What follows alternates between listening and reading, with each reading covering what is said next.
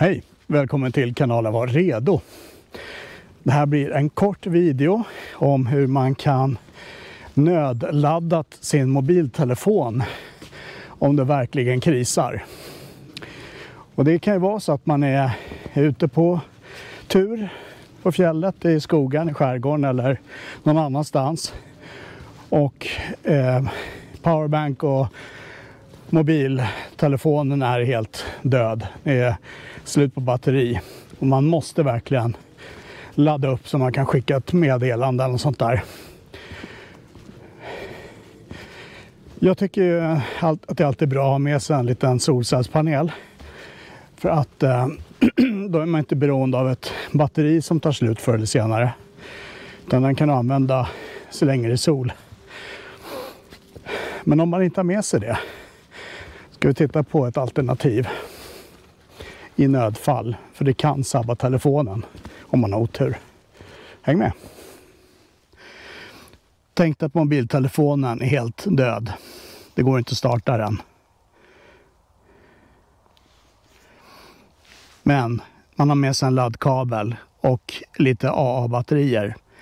Jag ska visa vad man kan göra med det. Häng med. Börja med att kapa laddkabeln.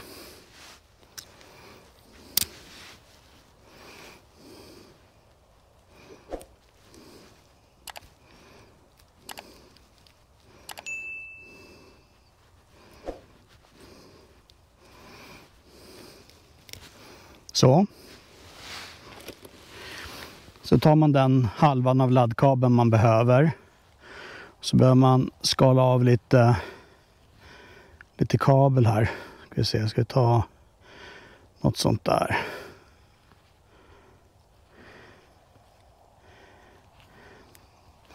Man ska frilägga de här inre kablarna. Sladdarna. Ledarna kanske heter. Skär försiktigt så man inte skär sönder dem.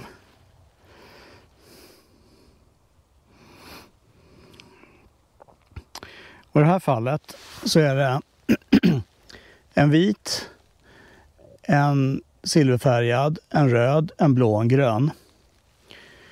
Och i det här fallet så är det så att den röda är plus. Den är i stort sett alltid plus. Rött ska vara plus. Det kan man utgå ifrån. Och om du har en svart kabel eller en silverfärgad kabel så är det jord eller minus. Så det är de två vi ska ha. De andra kan vi lägga åt sidan lite grann. Det är signalkabel och lite sånt där. Nu ska jag visa lite knep. Man kan ta fram en liten bok. Till exempel Fälthandbok överlevnad. Telefonen, den laddar när det är 5 volt plus minus 25 volt. Så man måste komma upp i ganska precis då 4,75 till 5,25 volt. Och det här kan vara lite knepigt, i synnerhet med batterier av olika slag. För att när man har använt batterierna ett tag så ger de en lägre spänning helt enkelt. Men man får prova sig fram. Mitt tips är att börja med 3 batterier. Och tänk på, om du ska testa det här, gör det på någon gammal avlagd telefon. Som det inte gör någonting om den går sönder. För att, och i det här fallet så är den sån. För att det här är inte tillförlitligt. Telefonen kan gå sönder. Och laddsladden går definitivt sönder. Så att det här är någonting man kan göra i nödfall, ska jag säga. Jag vill understryka det. Så om allt annat fallerar och det inte går att kommunicera alls, och man måste verkligen det med telefonen, så kan du testa den här metoden. Jag kan inte garantera att det funkar heller, därför att det beror helt på statusen på batterierna man har. Man måste komma upp där runt exakt ganska prick 5 volt. Och då kan man testa sig fram med lite olika batterier om man har flera. Och testa olika kombinationer, för de kan ha olika mycket laddning kvar i batterierna. Jag har 3 med mig här. Vi ska testa om det funkar.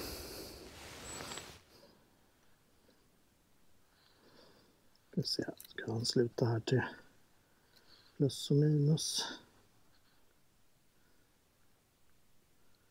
Svårt att hålla ihop batterierna.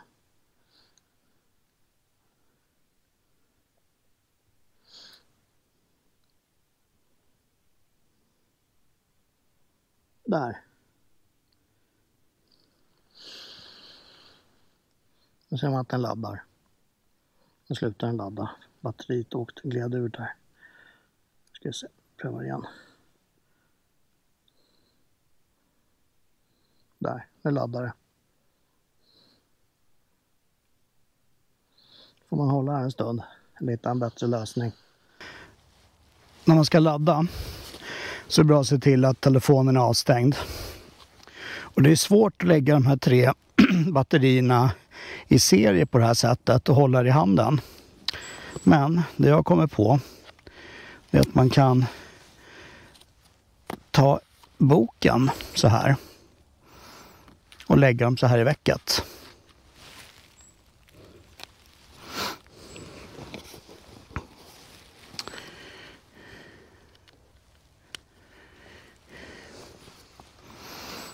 Och då ska vi se här då.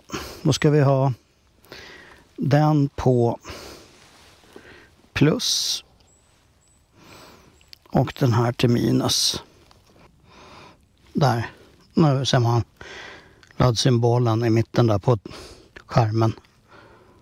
Som sagt, en inte helt tillförlitlig metod, men det går att ladda med AA-batterier. Bara spänningen är tillräckligt nära 5 volt.